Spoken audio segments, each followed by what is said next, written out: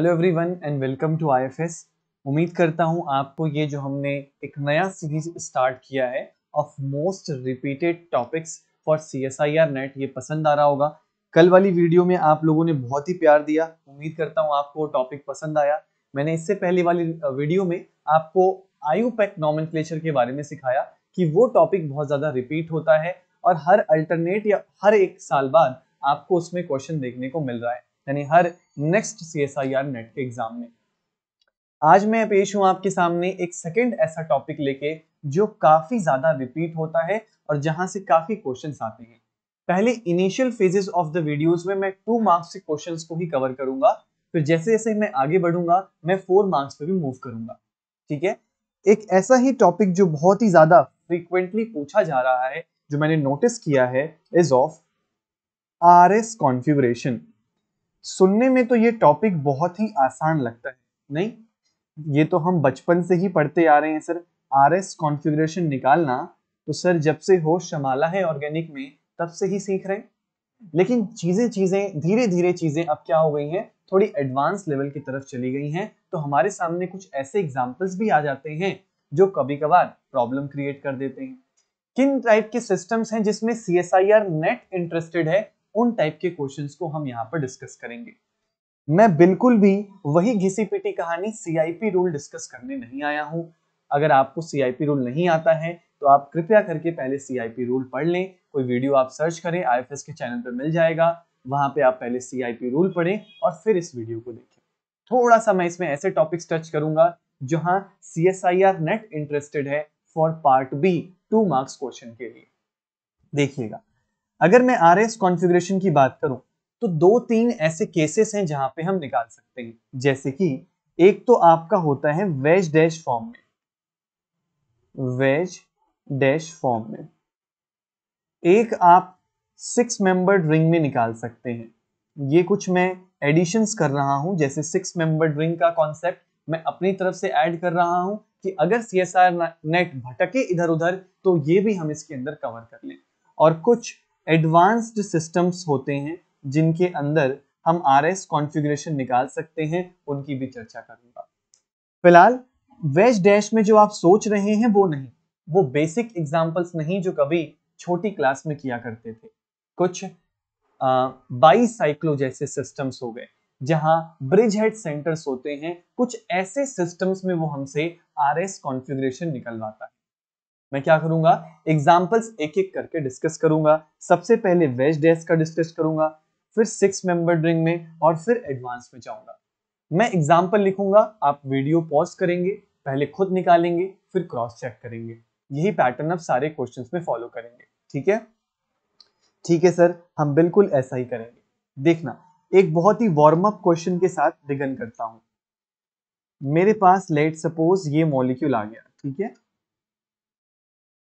OH OH और OH लगा रखा है मैंने। अगर आप ध्यान से देखें तो इस मॉलिक्यूल के अंदर 3 कायरल सेंटर्स दिख रहे हैं, यानी हम इन तीनों के अलोंग आरएस कॉन्फ़िगरेशन निकाल सकते हैं। वीडियो पॉज करें और फटाफट से इसका निकालें और फिर आंसर मैच करिएगा। आइए भाई, उम्मीद करता हूं कि जवाब ढूंढ लिया होगा, आइए मैच करें। प्रायोरिटीज भाई आपको आनी चाहिए, ठीक है? मैं इतना तो एक्सपेक्ट कर रहा हूं कि आपको प्रायोरिटीज देने आती है। देखिएगा, सबसे पहली प्रायोरिटी इस कायरल सेंटर पे ऑक्सीजन एटम को, फिर उसके बाद सर एक ऐसे कार्बन एटम को जिसके पास ऑक्सीजन है, फिर तीसरा इसको, और फोर्थ प्रायोरिटी तो हाइड्रोजन को। रोटेशन 1 से 2 और 2 से 3 है, इसका मतलब इस सेंटर की कॉन्फ़िगरेशन R है। इधर की सुनिएगा, कलर चेंज कर लेता हूं। इस सेंटर की इस सेंटर को प्रायोरिटी 1 देंगे सर, इस सेंटर को 2 देंगे, इस सेंटर को 3 और हाइड्रोजन को 4। 1 से 2 और 2 से 3 ध्यान से देखिएगा, रोटेशन एंटी क्लॉकवाइज है, fourth priority below the plane है, तो S हो जाएगा। अब बहुत सारे लोगों को कंफ्यूजन हो जाती है जब मैं ये बीच वाला सेंटर डिस्कस करता हूं। ध्यान से देखिएगा, इस बीच वाले सेंटर को ना एक कायरल सेंटर ना बोल के हम एक सूडो कायरल सेंटर बोलते हैं। मैं जितनी इंफॉर्मेशन एक वीडियो में आपको दे पाऊंगा, कोशिश करूंगा कि सब आप तक पहुंच जाए। This is called as pseudo chiral centre. Pseudo chiral centre क्या होते हैं? ये फॉल्स कायरल सेंटर्स हैं। सूडो का मतलब ही क्या होता है, फॉल्स। देखना इस सेंटर की कॉन्फ़िगरेशन तो R है और इसकी S है। अब CIP रूल में हम सीखते हैं कि जब भी हम प्रायोरिटी डिसाइड करते हैं सर, तो R सेंटर को पहली प्रायोरिटी देनी होती है। लेकिन उससे पहले सर आप ऑक्सीजन को कैसे इग्नोर कर सकते हैं? बिल्कुल सही, ऑक्सीजन फर्स्ट प्रायोरिटी लेके जाएगा। Atomic number of oxygen is higher than carbon atom. अब एक ऐसा कार्बन जिसपे OH है, साथ ही साथ वो R है, और फिर ये हो जाएगा थर्ड और हाइड्रोजन फोर्थ। रोटेशन चेक करते हैं सर, 1 से 2 और 2 से 3। Again it's a clockwise rotation, यानी इस सेंटर की configuration capital R, small r और कैपिटल S है। किसी भी सूडो कायरल सेंटर के लिए जो हम कॉन्फ़िगरेशन लगाते हैं ना, वो स्मॉल r और स्मॉल s से लगाते हैं। उम्मीद करता हूं कुछ नया सीखने को मिला है। अगर नहीं पता था तो नोट डाउन करेंगे भाई इसे। आइए क्वेश्चन का लेवल धीरे धीरे इंक्रीज करूंगा। आपको ऐसे क्वेश्चंस कराएंगे जो CSIR नेट पूछ रहा है या पूछने की संभावना है। जब तुम प्रीवियस ईयर क्वेश्चन खोल के देखोगे, हर एक साल या दूसरे साल आपको इस टाइप के मॉलिक्यूल्स दिख जाएंगे जिसमें उसने आपसे पूछ क्या रखा है, RS कॉन्फ़िगरेशन पूछ रखा है। देखना, अगर इस मॉलिक्यूल को डिस्कस करें तो इसके अंदर एक कायरल सेंटर यहां पर है सर, और एक कायरल सेंटर यहां पे है। वीडियो पॉज करें, अपना आंसर निकालें और फिर हम इन चीजों को डिस्कस करेंगे। देखें क्या, देखिएगा। अगर इस कायरल सेंटर को मैं फिलहाल के लिए बाहर निकाल लूं, या फिर चलो पहले नंबरिंग कर लेते हैं, पहले पीछे वाला डिस्कस कर लेता हूं मैं। इसके अंदर प्रायोरिटीज में आप गलती करेंगे। एक ऐसा कार्बन जिसपे ऑक्सीजन लगा है, फर्स्ट प्रायोरिटी।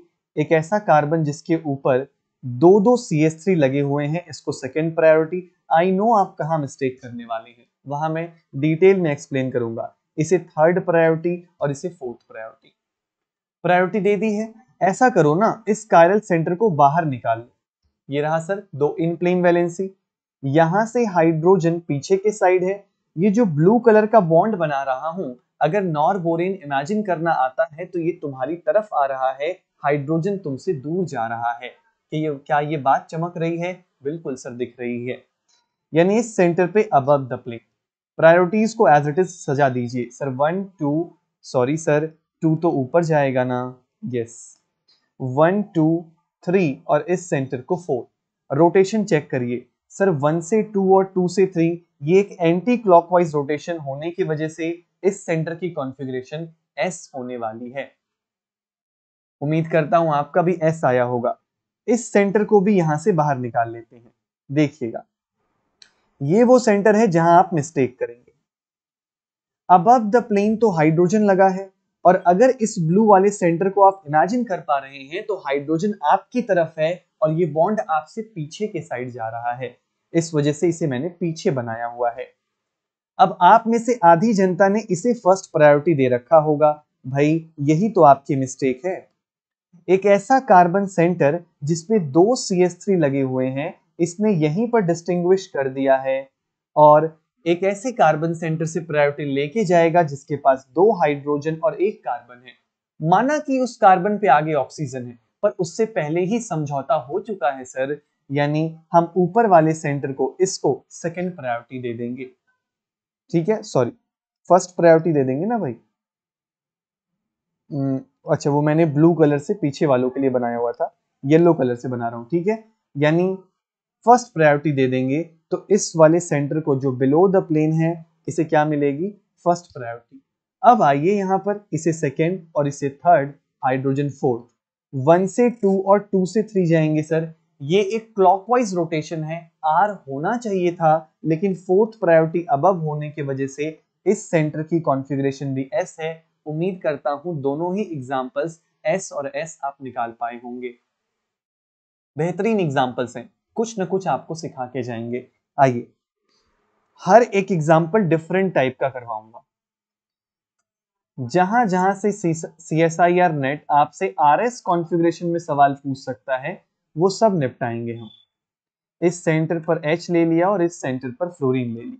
देखिएगा, ये एक कायरल सेंटर है और ये एक कायरल सेंटर है। ये आपके लिए एक नया सिस्टम होगा, इस पे अभी तक नेट में सवाल नहीं आया है, पर चूंकि हम ऐसे कॉन्सेप्ट कर रहे हैं जो रिपीट हो रहे हैं, तो कोई बड़ी बात नहीं है कि ये क्वेश्चन आपको एग्जाम में देखने को मिल जाए। अगर ज्यादा पाप नहीं किए हैं जिंदगी में तुमने, तो हो सकता है तुम्हें एग्जाम्पल अपने ही एग्जाम में दिख जाए या इसी फॉर्मेट का कोई एग्जाम्पल दिख जाए। देखिएगा, इस कायरल सेंटर को बाहर निकाल लेने में ही समझदारी होगी सर। पहले प्रायोरिटी देना चाहते हैं तो प्रायोरिटी दे लेते हैं।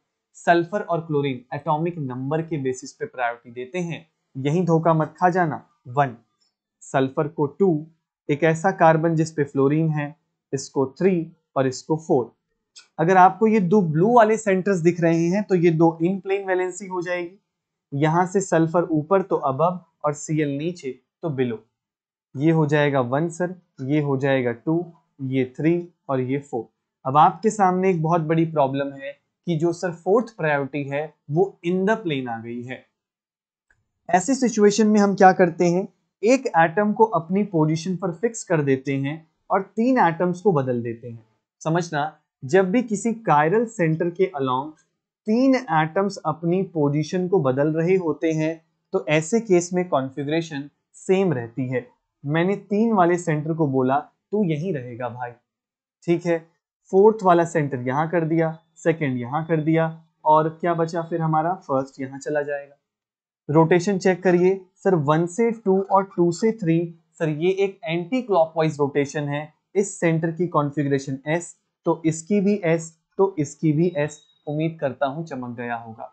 बहुत आसान है, स्टेप बाय स्टेप बता रहा हूं, इन स्टेप्स को बस आप फॉलो करिएगा। इस कायरल सेंटर को भी बाहर निकाल लेते हैं। हमेशा रिंग वाले सिस्टम्स को इन द प्लेन रहने दिया करिए। जो चीज अबव द प्लेन है उसे अबव द प्लेन सजा दीजिए और जो बिलो द प्लेन है उसे बिलो द प्लेन सजा दीजिए। प्रायोरिटीज चेक करिए जरा, सर फ्लोरीन को मिलेगी फर्स्ट प्रायोरिटी, इस सेंटर को मिलेगी सेकंड, क्योंकि देखना इस कार्बन के ऊपर दो दो सब्स्टिट्यूएंट्स लगे हैं, इसको थर्ड और इसको फोर्थ। 1 से 2 और 2 से 3, this is a anti clockwise rotation, fourth priority below S, यानी इस सेंटर की कॉन्फ़िगरेशन भी S है और इस सेंटर की कॉन्फ़िगरेशन भी S है। बात समझ में आ रही है? कुछ इस तरीके से आपको सवाल प्रैक्टिस करने हैं। Is it clear? Chiral centre को मॉलिक्यूल से बाहर निकाल लीजिए और उसके बाद फिर प्रायोरिटीज दे लीजिए। बात समझ में आ रही है? आ रही है सर। देखना, एक और सवाल डिस्कस करता हूं आपके साथ। अब थोड़ा सा मैं एडवांस लेवल पे जाऊंगा, ठीक है। यहाँ पे नेक्स्ट स्लाइड पे आ जाता हूं। अलग जितने सवाल कराऊंगा सब अलग अलग टाइप के होंगे, एडवांस्ड एग्जाम्पल्स बोल सकते हो आप। मैं वीडियो बहुत लेंदी नहीं बनाना चाहता, इस वजह से मैं बहुत ज्यादा एग्जाम्पल्स नहीं ले रहा हूं। मैं ऐसा करूंगा, कुछ एग्जाम्पल्स हमारी IFS की एप्लीकेशन पे इसके ऊपर एक असाइनमेंट अपलोड करवा दूंगा, आप वहां से उस असाइनमेंट को कर सकते हैं, ठीक है। सुनना, एडवांस एग्जाम्पल्स में सबसे पहले जो आते हैं वो हैं आपके अंसा कंपाउंड्स। उम्मीद करता हूं आप अंसा कंपाउंड से फेमिलियर होंगे। अंसा कंपाउंड्स कह लीजिए, पैराफेन्स कह लीजिए, ठीक है। ये अलग अलग कंपाउंड्स होते हैं, इनके ऊपर भी कोई बड़ी बात नहीं है कि हमारा प्यारा CSIR नेट क्वेश्चन पूछ ले, ठीक है। तो अंसा compounds are also very important, इनको डिस्कस करेंगे और इनके केस में कैसे RS निकाल सकते हैं ये देखेंगे। और इन्हीं के साथ साथ एक एल्कीन सिस्टम भी होती है, एल्कीन सिस्टम।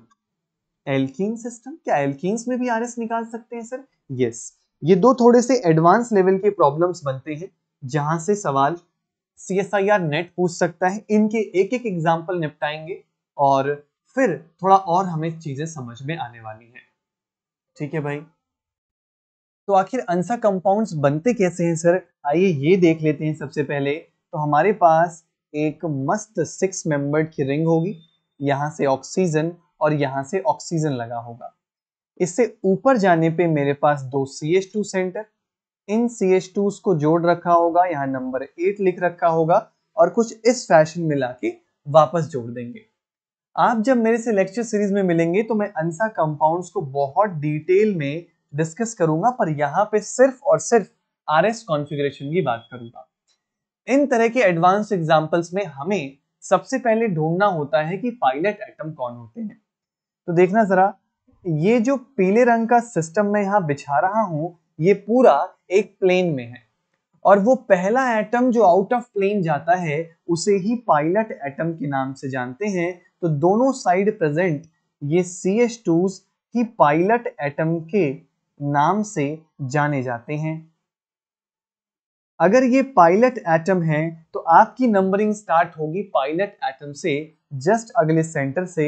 यहां मैंने Br भी लगा दिया सर, यानी ये 1 ये 2। आप किधर जाओगे, उधर या इधर? सर क्लियर कट है, Br के साइड आएंगे।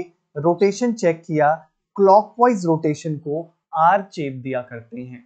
वहीं अगर मैं उस साइड Br लगाता तो एंटी क्लॉकवाइज रोटेशन को S लगा देते। बात समझ में आई? बहुत ही सिंपल है। पहला वो एटम जो आउट ऑफ प्लेन है उसको पहचानो, उसके आगे से नंबरिंग करो।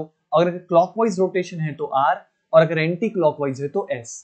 इन आंसर कंपाउंड्स में इस 8 की क्या इंपॉर्टेंस है? 8 से ऊपर जाएंगे नीचे जाएंगे, इनके ऊपर मैं कभी अलग वीडियो बना दूंगा या कभी लेक्चर सीरीज में डिस्कस करूंगा। इनकी कैरेलिटी इस पे बहुत ज्यादा डिपेंड करती है, बात को समझिएगा।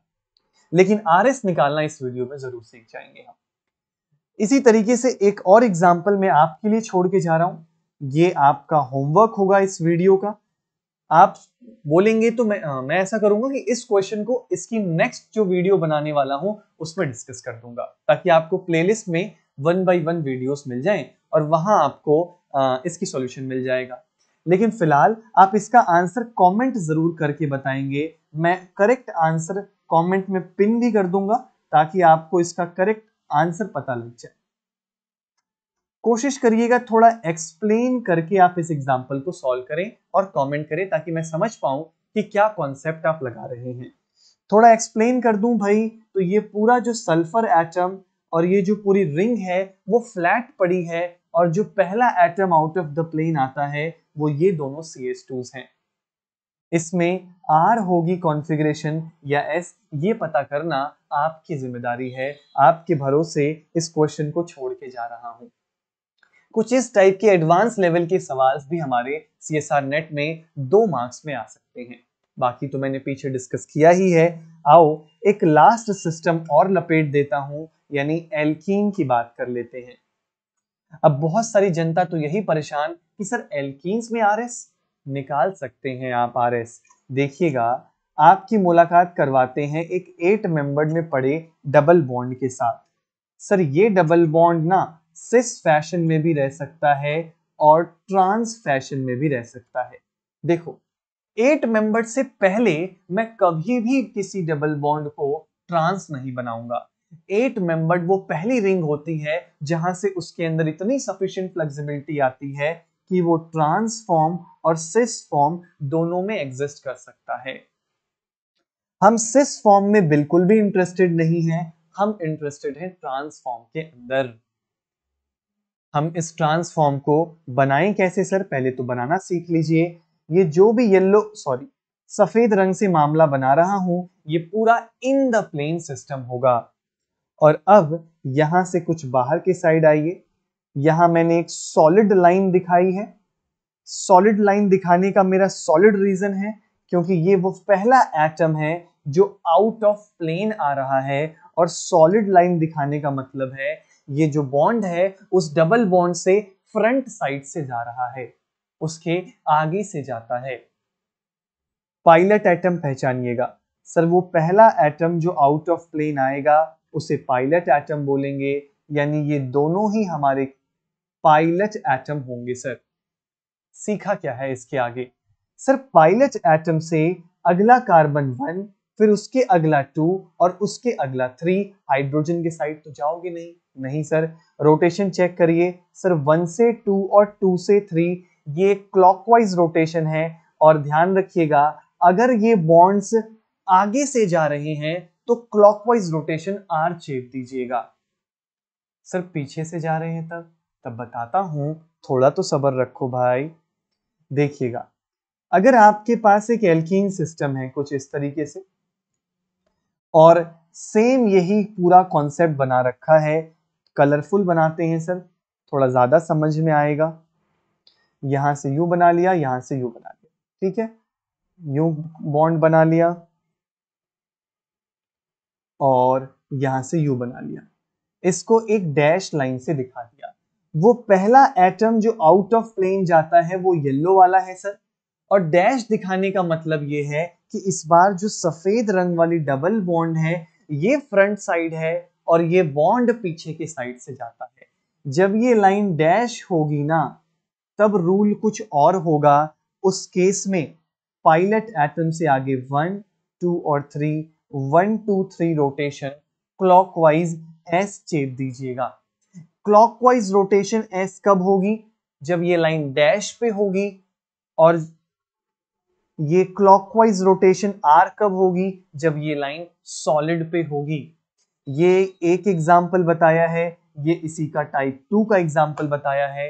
इसी के दो और एग्जाम्पल्स को घुमा के देगा, मतलब एक इसका मिरर इमेज, एक इसका मिरर इमेज। बात वही है। सर मिरर इमेज क्या बोल दिया, समझ ही नहीं आया? तो मैं टेंशन नहीं लेनी, बस ये रूल याद रखो, सॉलिड अगर बना रखा है तो क्लॉकवाइज आर शेप देना, और अगर डैश से बना रखा है तो anti clockwise clockwise S shape देना। इसी के अकॉर्डिंग चीजें चेंज भी हो जाएंगी। किसी ने बोला सर हमें ये अच्छा नहीं लगा, हम तो ऊपर से रोटेशन करेंगे। मैंने बोला कर लो भाई, 1, 2 और 3, 1 से 2 और 2 से 3 क्लॉकवाइज रोटेशन, फिर भी आर आएगा। सर 1, 2 और 3, 1 से 2 और 2 से 3, दिस इज क्लॉकवाइज, लेकिन डैश से है तो भी एस आएगा, यानी ऐसे भी एस वैसे भी एस। बात समझ में आ रही है? यस सर, चाहे नीचे से देखें चाहे ऊपर से देखें। तो ये कुछ बेहतरीन एडवांस लेवल के एग्जांपल्स थे आरएस कॉन्फ़िगरेशन के, जो एल्कीन सिस्टम में पूछे जा सकते हैं। नेक्स्ट, ये हमारे पास अंसा कंपाउंड्स हैं, इनमें कैसे पूछे जा सकते हैं। ये अंसा जैसा ही एग्जांपल मैंने डिस्कस किया, इसको कमेंट जरूर करेंगे। बाकी मैंने आपके साथ और भी एग्जांपल्स डिस्कस किए हुए हैं, जैसे कि ये एग्जांपल डिस्कस किया हुआ है।